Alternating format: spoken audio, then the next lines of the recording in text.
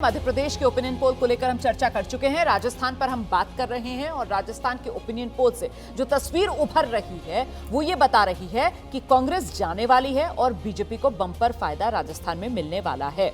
ऐसे में जो मोटी तस्वीर एक उभर रही है अभय जी, एक तो वो गुटबाजी अशोक गहलोत की और सचिन पायलट के बीच की जो भारी पड़ रही है, और दूसरा वो जो लाभकारी योजनाएं, कल्याणकारी योजनाएं अशोक गहलोत जिनके बूते वापसी का दावा कर रहे थे, दम भर रहे थे, वो फायदा पहुंचाती हुई नजर नहीं आ रही है। क्यों?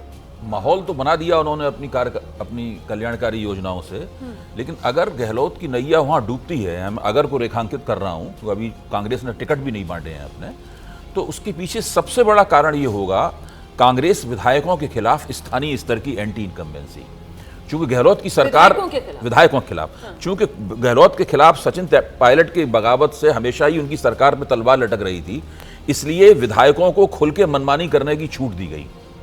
उनको अनुशासित नहीं किया गया, उनसे किसी काम की अपेक्षा नहीं की गई, उनसे कोई रिपोर्ट नहीं ली गई, और विधायक भी बार बार दावा करते थे कि हम तो आपकी सरकार बचा रहे हैं।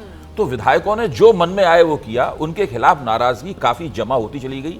राजस्थान के मामलों की जानकारी रखने वाले वहां के स्थानीय पत्रकार जिससे भी बात करें तो वो कहते हैं कि कांग्रेस का जो शस्त्रागार है उसमें सबसे कमजोर अस्त्र वहां के विधायक हैं। लेकिन सवाल ये है मेरा रामकृपाल जी कि क्या अभी भी डैमेज कंट्रोल हो सकता है, या फिर यूं कांग्रेस के लिहाज से डैमेज कंट्रोल, या ये कि ओपिनियन पोल का जो आंकड़ा है वो बदल सकता है? क्योंकि ये ओपिनियन पोल जब हुआ है भाई, बीजेपी की भी राजस्थान के लिए जो उम्मीदवारों की पहली लिस्ट है वो तो कल ही आई है ना, और ओपिनियन पोल का आंकड़ा जो है वो 8 अक्टूबर तक का था।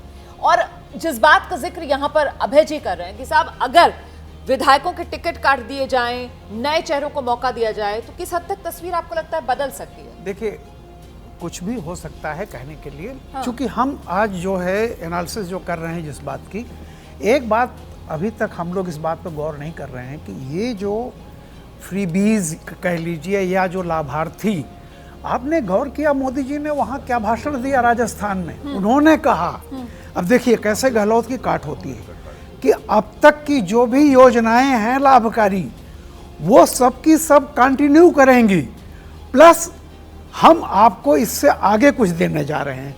मतलब कि जनता को ये कहा गया कि जो गहलोत जी ने दिया है वो तो गारंटी है, और उन्होंने भी कहा कि ये मोदी की गारंटी है, यानी उसमें हम कोई कमी नहीं करने जा रहे हैं।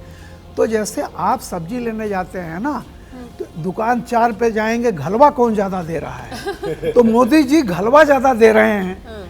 तो सवाल इस बात का एक ये भी समझिए। दूसरी बात मैंने कहा कि देखिए राजस्थान का जो पिछला इलेक्शन भी था जिसमें बुरी तरह से वसुंधरा, इसके पहले वाला इलेक्शन जो था जब नारे लग रहे थे रानी तेरी खैर नहीं, मोदी से कोई बैर नहीं, तो वहाँ का वोटर मोदी के नाम पे एक तरह से, और जैसे हुआ 6 महीने बाद सारी सीटें लोकसभा की दे दी, तो वोटर जो है वो मोदी पर अभी भी भरोसा उसका कायम है। और जिस तरह से मोदी जी ने वहाँ एक गेम खेला है कि जो गहलोत की योजनाएं हैं वो सब लागू रहेंगी, यानी आपको जो लाभ मिल रहा है वो अच्छा है, वो मिलता रहे, प्लस हम आपको कुछ और देने जा रहे हैं। जैसे ही घड़ी का काटा दोपहर 2:30 पे आए, बबीता जी का दिल सास बहू साजिश के लिए मचल जाए।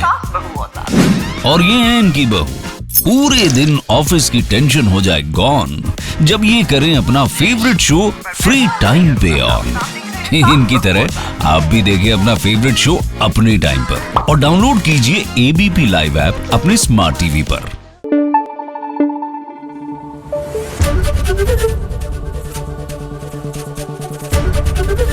ABP न्यूज आपको रखे आगे।